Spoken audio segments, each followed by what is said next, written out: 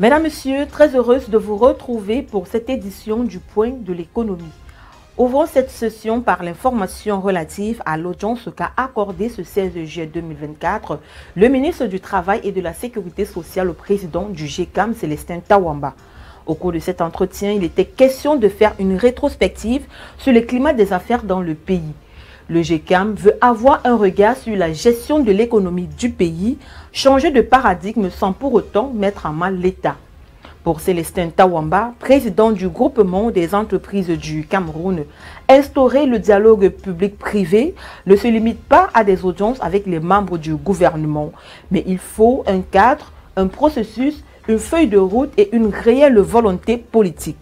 Son plaidoyer est sur la table du ministre Grégoire Oona, afin que ce dialogue prenne véritablement corps. Le membre du gouvernement se dit disposé à avancer avec le GECAM à partir du moment où les actions menées sont favorables à la bonne santé des entreprises et du pays. Et l'un des outils censés consolider ce dialogue public-privé, c'est une rencontre annuelle, un événement qui bénéficiera de l'appui du gouvernement et des partenaires. La toute première rencontre est prévue pour mars 2025. Toujours au Cameroun, le ministre de l'économie, de la planification et de l'aménagement du territoire en abrégé MINUPAT, Alamine Ousmane Meh et l'ambassadeur de la République de Corée du Sud au Cameroun, son Excellence Nam Ki-wook, ont procédé il y a quelques jours à Yaoundé à la signature de l'accord sur les aides non remboursables d'une enveloppe globale de 39,5 milliards de dollars, soit environ 23,21 milliards de francs CFA. Cet accord destiné au financement de 5 projets de développement au Cameroun vise à améliorer la prestation des services publics, l'accès aux services de base et à renforcer les capacités des institutions camerounaises, contribuant ainsi au développement durable du pays. De manière spécifique, il s'agit notamment du projet d'élaboration du plan directeur et du système dit procurement au Cameroun phase 2, financé à hauteur de 3,428 milliards de francs CFA, qui permettra la poursuite de la numérisation du système de passation des marchés publics, qui permettra une plus grande transparence et une meilleure efficacité. Le projet d'adduction en eau potable au Cameroun, soutenu par cet accord de don à hauteur de 3,65 milliards de francs CFA, contribuera à l'amélioration du taux d'accès à l'eau potable dans les communes de Matom, Massor, Ebebda et Koutaba. Le projet pilote d'informatisation du système national de l'état civil avec le BUNEC, dont les études sont en cours de réalisation, bénéficie d'une enveloppe de 2,813 milliards de francs CFA. Les résultats attendus de ce projet permettront d'améliorer le taux d'enregistrement et la qualité des statistiques de l'état civil au Cameroun. Pour ce qui est du projet de mise en place d'un Smart Campus pour la promotion du e-government dans les établissements d'administration publique d'un montant de 4,64 milliards de francs CFA et contribuera à la modernisation de la fonction publique. Il s'agit pour finir du projet de renforcement du système de médecine d'urgence estimé à 8,4 milliards de francs CFA. Suite à la pénurie de sucre observée au Gabon depuis quelques mois, le pays a importé 11 000 tonnes de sucre brésilien pour tenter de résoudre la pénurie qui fragilise le marché. En effet, depuis de nombreuses semaines déjà, le sucre est devenu une denrée rare. La rareté du sucre a considérablement fragilisé certains commerces, ce qui a par la même occasion doublé le prix du paquet de sucre, quittant de 900 francs à 1300 francs, voire 1500 francs CFA au marché noir. Ces importations pourraient-elles résoudre à long terme la pénurie en sucre? Qu'en est-il de toutes les politiques mises en œuvre jusqu'ici pour favoriser l'autonomie alimentaire au Gabon, au point où une production en sucre qui a toujours satisfait le marché gabonais devient dépendante des importations étrangères? Des interrogations qui continuent d'attendre des réponses chez les populations. Restons toujours au Gabon pour dire que l'Allemagne s'engage à soutenir le pays dans ses efforts en faveur d'une politique environnementale durable.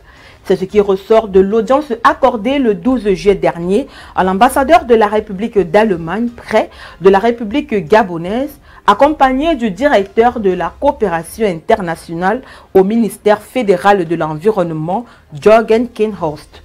L'objectif de cette rencontre était de faire un tour d'horizon sur la coopération bilatérale, précisément la stratégie de préservation de la diversité naturelle du Gabon. Son Excellence M. Horst Grüner a exprimé la volonté des autorités allemandes de renforcer les relations de coopération avec le Gabon dans plusieurs domaines. Un partage d'expériences et des investissements dans des secteurs porteurs pour les deux pays, en l'instar de la diversité des forêts, le développement durable et la maison du forêt dans le cadre du développement en zone rurale pour relever les défis de l'heure. Le chef du gouvernement a apprécié l'exposé de son hôte sur la nécessité de renouveler cette coopération longue depuis l'indépendance. Il a donné les orientations pour le Gabon, l'importance de lier la protection de la biodiversité avec le développement économique. Alors que l'acheminement du pétrole brut nigérien vers le marché international à travers le pipeline qui passe par le Bénin connaît des déboires en raison des tensions entre Niamey et Cotonou, les autorités nigériennes de transition envisagent sérieusement l'alternative du pipeline du Tchad qui passe par le Cameroun. C'est la substance de la communication faite par le Premier ministre Ali Mahaman Lamine Zen, également en charge de l'économie et des finances.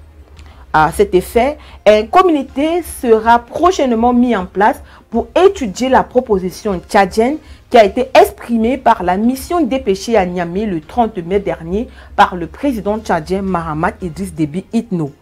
En plus des relations de bon voisinage entre les deux pays, les autorités rappellent un protocole d'accord bilatéral entre le Niger et le Tchad qui avait déjà été signé dans ce cadre le 17 septembre 2012, approuvé le 1er juillet 2014 à l'unanimité par l'Assemblée nationale du Tchad et promulgué le 21 juillet 2014. Relevant que le pipeline Niger-Tchad-Cameroun avait deux avantages.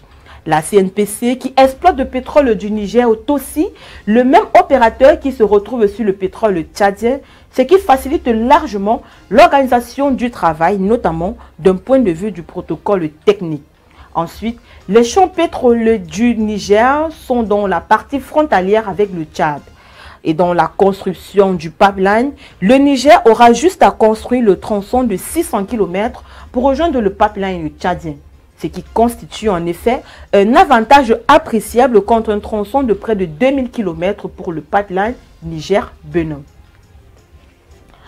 Parlons de financement dans ce point de l'économie avec la Banque d'investissement et de développement de la CEDEAO BIDC qui vient d'approuver l'allocation de 56,5 milliards de francs CFA en soutien à un projet dans le secteur de l'élevage en Côte d'Ivoire. Le dit projet porte sur la construction d'un abattoir ultramoderne et d'un institut de santé publique vétérinaire.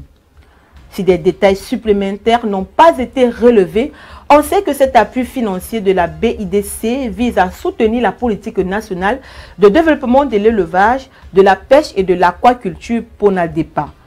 Cette stratégie adoptée par le gouvernement sur le pétrole 2022-2026 a pour ambition de parvenir à une couverture de 70% des besoins en viande et abats comestibles à terme contre un niveau qui a été évalué à 45% en 2021 d'après les données officielles. Pour l'heure, le pays doit importer plus de la moitié de ses besoins.